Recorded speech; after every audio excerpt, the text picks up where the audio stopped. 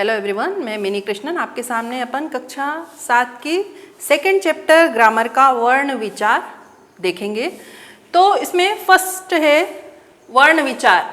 सबसे पहले वर्ण क्या है कि भाषा का उच्चारण ध्वनियों द्वारा होता है। प्रत्येक ध्वनि का एक विशेष चिन्ह होता है, सभी को मालूम है। यह विशेष चिन्ह ही क्या कहलाता है? वर्ण कहलाता है। वर्ण भाषा की सबसे छोटी इकाई, ये ध्यान रखना है आपको कि वर्ण क्या है? भाषा की सबसे छोटी इकाई होती है और जिसके कि टुकड़े नहीं किए जा सकते हैं। जैसे आपने फर्स्ट से पढ़ा होगा किस तरह से अपन वर्ण के जब टुकड़े करते हैं तो किस तरह से उसको लिखते हैं। तो इसमें आपको सबसे पहले डेफिनेशन देखनी है वर्ण की। भाषा की वह छोटी से छोटी ध्वनि जिसके और टुकड़े नहीं किए जा सकते हैं क्या कहलाती है? वर्ण कहलाती है। तो ये क्या है? इसकी डेफिनेशन है वर्ण की। तो ये आपको नोटबुक में आपको नोट करना है।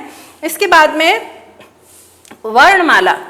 प्रत्येक भाषा के अपने कुछ निश्चित वर्ण होते हैं जिन्हें एक व्यवस्थित क्रम में लिखने पर वर्णमाला बनती है। हमारी हिंदी की वर्णमाला विभिन्न वर्णों से मिलकर बनी है। तो वर्णों के कितने भेद होते हैं? 2 भेद होते हैं, सभी को मालूम है, स्वर और व्यंजन। अब स्वर की डेफिनेशन, ऐसी ध्वनियां जिनका उच्चारण करते समय फेफड़ों से निकलने वाली वायु कंठ से सीधे बाहर अर्थात जिन वर्णों का उच्चारण करते समय वायु मुख से बिना रुके बाहर आती है उन्हें क्या कहते हैं? स्वर कहते हैं। इसके भी 3 भेद होते हैं, हर्ष स्वर, दीर्घ स्वर और प्लुत स्वर।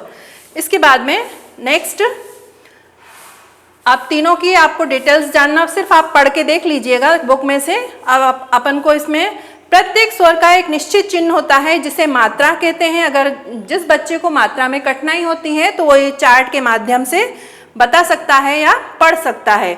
इसके बाद में अयोगवाह। हिंदी वर्णमाला में 3 वर्ण ऐसे हैं जो ना तो स्वर है और ना ही व्यंजन। ये इन्हें क्या कहते हैं? अयोगवाह कहते हैं। जैसे अनुस्वार, अनुनासिक और विसर्ग।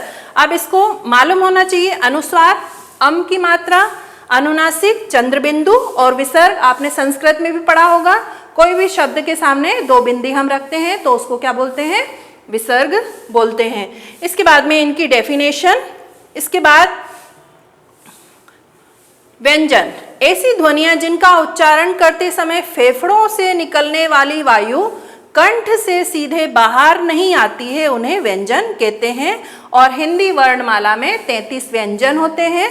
ये 33 व्यंजन आपको नीचे लिखे हुए हैं, ये आप अच्छे से पढ़ लीजिए, है ना। इसके बाद में विशेष व्यंजन के भी 3 भेद होते हैं। फर्स्ट है स्पर्श व्यंजन, सेकेंड है अंतस्थ व्यंजन एंड थर्ड है ऊष्म व्यंजन। इसमें स्पर्श व्यंजन क्या है? जिन व्यंजनों का उच्चारण करते समय वायु फेफड़ों से निकलकर मुख के विभिन्न भागों को स्पर्श करती हुई बाहर निकलती है उन्हें क्या कहते हैं? स्पर्श व्यंजन कहते हैं। ये 25 होते हैं, ये लिखे हुए हैं नीचे। इसके बाद में अंतस्थ व्यंजन, जिन व्यंजनों का उच्चारण स्वरों और व्यंजनों के मध्य होता है, मीन्स बीच में होता है, उन्हें अंतस्थ व्यंजन कहते हैं। इसके बाद में ऊष्म व्यंजन क्या है? जिन व्यंजनों का उच्चारण करते समय वायु मुख में टकराकर ऊष्मा उत्पन्न करती है उन्हें ऊष्म व्यंजन कहते हैं। और ये 4 होते हैं, श और स और ह, है ना। इसके बाद में व्यंजनों के इन तीनों भेदों के अतिरिक्त 2 व्यंजन और भी माने हैं जो बहुत कम यूज होते हैं, संयुक्त व्यंजन और द्वित्व व्यंजन। तो इसको भी देख लेते हैं। संयुक्त व्यंजन क्या है? 2 भिन्न भिन्न व्यंजनों के परस्पर मिलने से बनने वाले व्यंजन संयुक्त व्यंजन कहलाते हैं।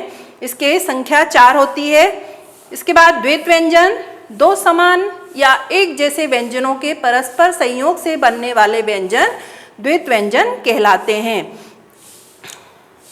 तो आओ पाठ दोहराएं। इसमें कुछ डेफिनेशन दी हुई है, जैसे वर्ण की दी हुई है, वर्णों के कितने भेद होते हैं, स्वर तथा व्यंजन। और इसके बाद में स्वर की डेफिनेशन। इसके बाद में स्वर के मुख्यतः 3 भेद मैंने अभी बताया था आपको, हर्ष स्वर, दीर्घ स्वर और प्लुत स्वर।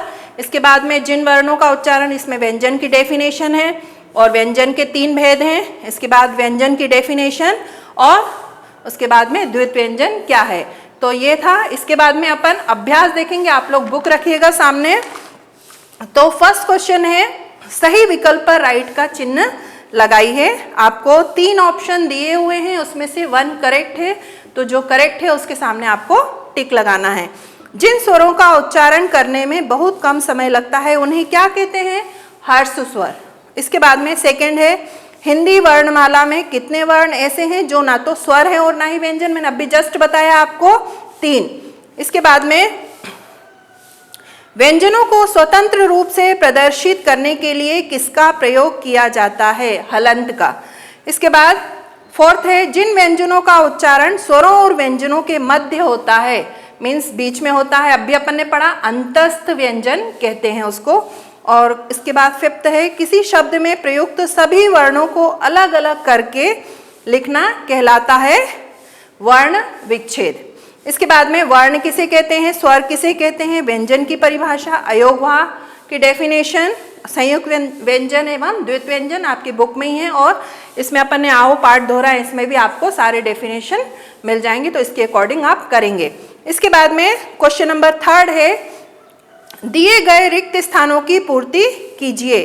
फर्स्ट है, भाषा की वह छोटी से छोटी ध्वनि जिसके और टुकड़े नहीं किए जा सकते क्या कहलाती है? वर्ण कहलाती है। इसके बाद में सेकंड है, खालिस्तान स्वर लिखते समय स्वर के बाद लघु और दीर्घ, आपको पहले भी बताया था 6 में भी कि लघु और दीर्घ 2 होते हैं, तो उसके बाद में तो इसमें आएगा प्लुत। इसके बाद थर्ड है, अनुस्वार का उच्चारण नाक से होता है। हिंदी वर्णमाला में 33 व्यंजन है। फिफ्थ है, संयुक्त व्यंजन 2 भिन्न भिन्न व्यंजनों के परस्पर मिलने से बनते हैं। इसके बाद में विसर्ग का प्रयोग करते हुए कोई 8 शब्द लिखिए। आपको कोई से भी 8 शब्द जो इजी लगते हैं आपको उसको लिखना है विसर्ग का प्रयोग करके। विसर्ग मीन्स जो कोई भी शब्द के सामने 2 बिंदी, उसको बोलते हैं विसर्ग। इसका प्रयोग करके कोई भी 8 शब्द आपको लिखना है, तो मैं बता देती हूँ। लिखेंगे आप लोग, प्रातः, पुनः, क्रमशः, प्रायः, अतः, छ, मुख्यतः और दुख। इसके बाद में दिए गए शब्दों में गलत मात्राओं के स्थान पर उचित मात्राएं लगाइए। जैसे गुलाब लिखा हुआ है तो गुलाब में गा में बड़े ऊ की मात्रा लगाई गई है, तो बड़े ऊ की गलत है, छोटे ऊ की करेक्ट है, तो आपको करेक्ट करके इसको लिखना है। इसी तरह फूल में भी छोटे ऊ की मात्रा लगाई गई है, छोटे ऊ की गलत है, बड़े ऊ की लगानी है। इसके बाद में कवि में छोटी ई की लगाई है, बड़ी ई की लगाई है, तो आपको छोटी ई की लगानी है।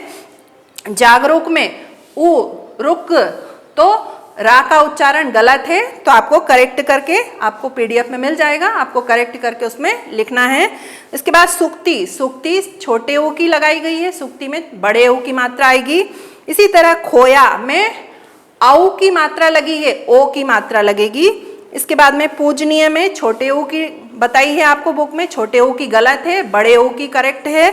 इसके बाद में तितली में ला में छोटी ई की मात्रा लगाई गई है, छोटी ई की गलत है, बड़ी ई की करेक्ट है। इसके बाद में केसर में औ की मात्रा लगाई है, गलत है, केसर में सिंगल मात्रा आएगी। इसके बाद में लंगूर में गा में छोटे ओ की मात्रा है, तो बड़े ओ की मात्रा आएगी। इसी तरह केसा, रास्ता, श्रृंगार, चेहरा, प्राकृतिक, है ना। इसके बाद में नेक्स्ट क्वेश्चन है, दिए गए शब्दों का वर्ण विच्छेद कीजिए। ये सभी आपने संस्कृत में भी 6 में पढ़ा है और हिंदी में भी पढ़ा है, तो ये होमवर्क क्वेश्चन है, आपको ये क्वेश्चन स्वयं करना है। शब्द हैं धीरज, सुहावनी, परिश्रम, बालिका और महाराजा। ठीक है, आज के लिए चैप्टर यहीं पे कंप्लीट होता है। अगला चैप्टर अपन अगली कक्षा में कंटिन्यू करेंगे। Thank you.